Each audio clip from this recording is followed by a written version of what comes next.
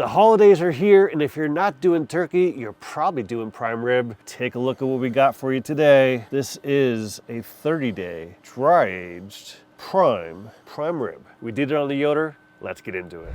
What's up, barbecue fans? My name is Jake, and today we're doing a prime rib. We've got here a beautiful 30-day dry-aged 2 bone-in. You could buy 3, 4, 5. Size doesn't matter, or does it?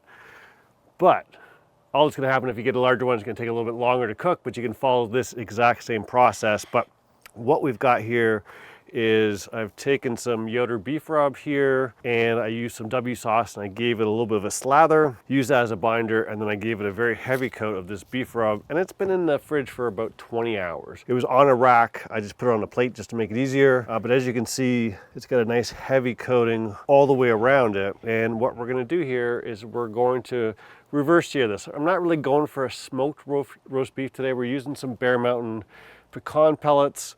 We're gonna get, pecan has a nice kind of sweet background smoke that is really good on beef, and we're gonna go probably around 250. I'm not gonna go too low because I don't want to over smoke it, but I'm gonna slowly bring up the temperature, and then we'll do a couple other things before I can put this on. Let's get our Yoder rolling here. Turn this guy on here,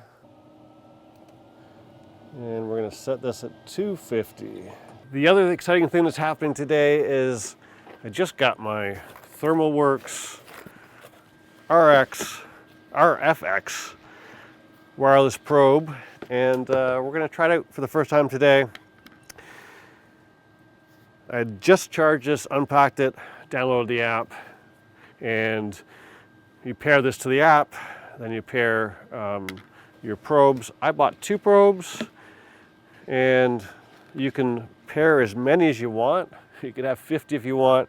But the benefit of this guy is it uses a different technology rather than Bluetooth. And what's happening there is when you have 10 gauge steel, or in my Kamado, which is like almost 3 inches thick, this penetrates that. They show videos if in a cast iron Dutch oven, inside an oven, and no drops. One of the reasons I stopped using my meter is because I had drops non-stop. It was fine on my Kamado Joe, but on my workhorse, my Kamado, and my Yoder, it always dropped. So I wanted to give this guy a try, and I'm not gonna do a review on it right now.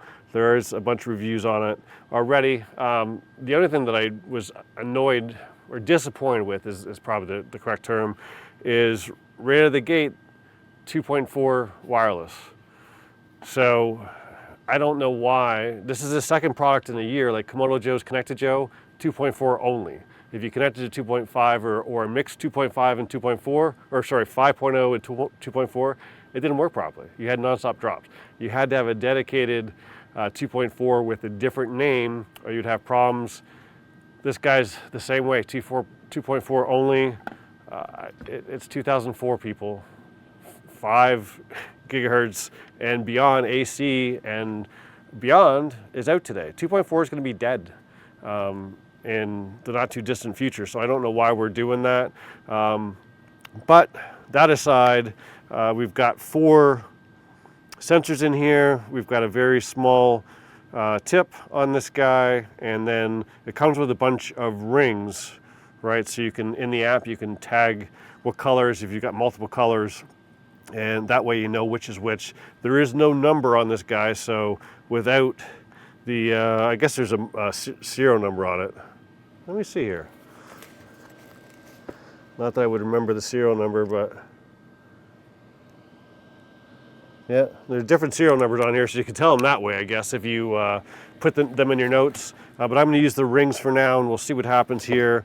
But we're going to put this guy, I'm gonna grab one of these anyhow, because I don't want to get my hands dirty, and I'm gonna pick this up. But we're gonna put this right in the middle, right? So that's your minimal line here, but ideally you're gonna go into that line. So we're gonna go all the way in through the middle, and away we go. Now, if I look at my phone real quick, make sure we're actually reading. All right, so you can see I've got orange on my phone. It's reading 38 degrees. It was in my beer fridge. I like my beer cold. And I'll set my, I'm going to change my settings on this guy. Clearly I haven't used this in advance. How do I change the user settings? Fahrenheit, no. Huh. I want to edit this guy. It has my high and low. Oh, silly me. All you gotta do is click on it and it will let you change your high. So I just want to change my high to 115 for this cook. So we've got that guy, and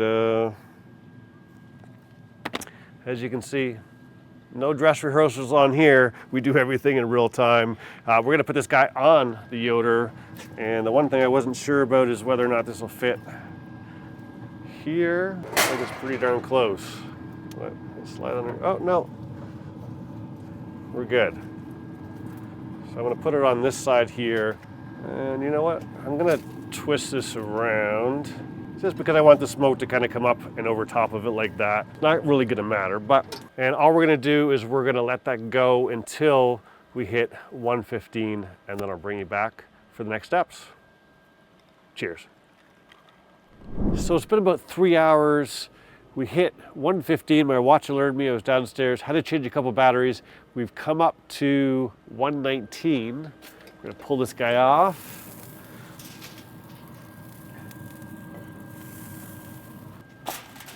As you can see, it's looking pretty darn tasty. Got some good color all the way around. What we're gonna do now is we're gonna let this guy rest for about 15 minutes. I want to let it carry over till its final temp. My target is about 130, 132. Lots of people like prime rib, 122 to 125. That's not me. You do you. If you're gonna do it at 125, you might want to set your temp at 110 and then allow carryover. And then what we'll do is we're gonna wrap this up, let it carry over, then we'll get on the next steps. So I gotta share this as a learning experience. I'm sitting here, it's been 22 minutes. I'm watching the temperature, it just went up 0.2 degrees again. Let me show you what's going on here. So I pulled this off probably 121 by the time I pulled it off. I didn't really look. I knew it was 119 when I came up after I got the batteries replaced on the cameras. So maybe it came up another degree or two while I was setting up the cameras and getting ready to go. But what has happened here is I did kind of aggressively wrap it, right? Like I didn't close it off it on the plate, but I did kind of, it's a form-fitted wrap, we'll say, all right? It has been 23 minutes. I cooked for an hour at 250, then I bumped it to 275, I wanted to speed up a little bit. So we're only cooking at 275. 23 minutes now in, we're at 137.3. This guy has climbed 16, 17 degrees, and it's relentless. It doesn't want to stop. It's like someone's got an ice pick and they're like, hit me in the eye with it. Every time I see like another 0.2, I'm like, just stop. But it's interesting to see. You just really don't pay attention to this stuff, right? You let it rest 15 minutes and away you go. But one of the things here you can see that our max is 137.4, 5 degrees higher than what I wanted it, and our minimum is 37.1 is what I got down. Overall, everything worked really well. The one other annoyance I wanted to mention is if we look at the bottom of our screen, I've got a friggin' ad. Like, bought a product, got an app, and I got an ad in my app. ThermalWorks, give me a break. That's annoying. They've got some recipes down here, but recipes is great. Don't send me a friggin' ad. Like, I already bought the product. I don't need an ad for other products. So that definitely annoys me a little bit. I did not get any disconnects at all. The only time I got one disconnect. I carried this inside and I went across my kitchen through 2 walls, and the RFX gateway is over here. So I was kind of far away, but other than that, I didn't get any disconnects. I took the dogs for a walk, and away we went. Every other wireless thermometer, my Chef's Temp Pro, Chef's Temp Pro, Temp Plus, disconnects. Meter, disconnects. This guy, no disconnects. So I do like that part of it. Let me bring in here, I'm gonna show you how we're gonna finish this guy off. I'm getting impatient now. I didn't think it would climb so far. So what I'm doing here is I'm just gonna move that out of the way. We'll pick this guy up like so. We will get the front here. There we go. That way I got full access to my firebox. And what I've done here is this guy's already cranked up to 400. I don't want to go crazy hot, but I want to get some color, and we're going to use this area right here. Let's put this guy on here, and all I want to do is I just want to get some color, some juice on there. Now if I put it down here, it's going to cook super quick. So I'm going to put it up here. We're going to get a little bit of color on it. It's not going to take long. I'll spin this around actually so you can see.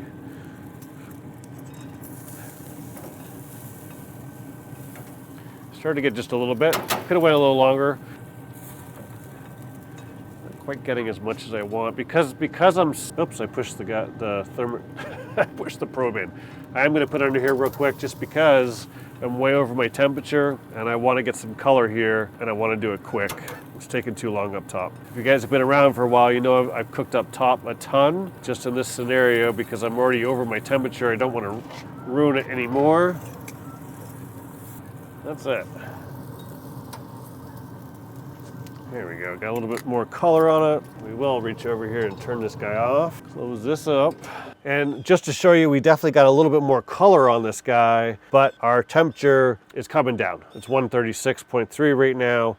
So we didn't raise our temperature at all. We just added a little bit of flavor, a little bit of color on the outside. We're only gonna let this rest for a couple of minutes. We've done our rest and then we're gonna cut into it. So it's been a couple of minutes. Let's dig in, see how we did.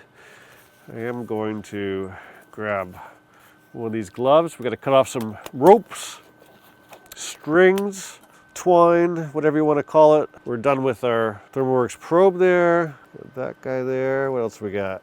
Ooh, we got a couple in here. There we go. Smells good, although I am a little stuffed up if you can't tell. So the fact that it smells good, for as much as I can smell, does say something good right now. All right, we got all of our string off. Let's just throw this guy right on the board. Get this out of the way here.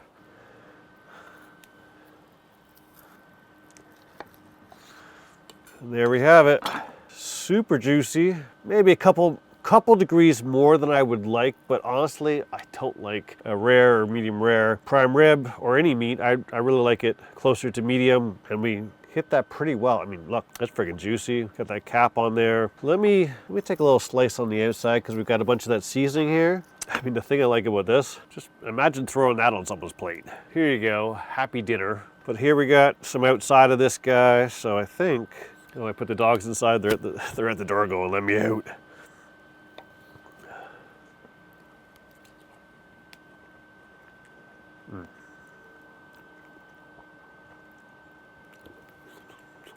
That, my friends, is absolutely delicious. This Yoder beef rub really hits the spot.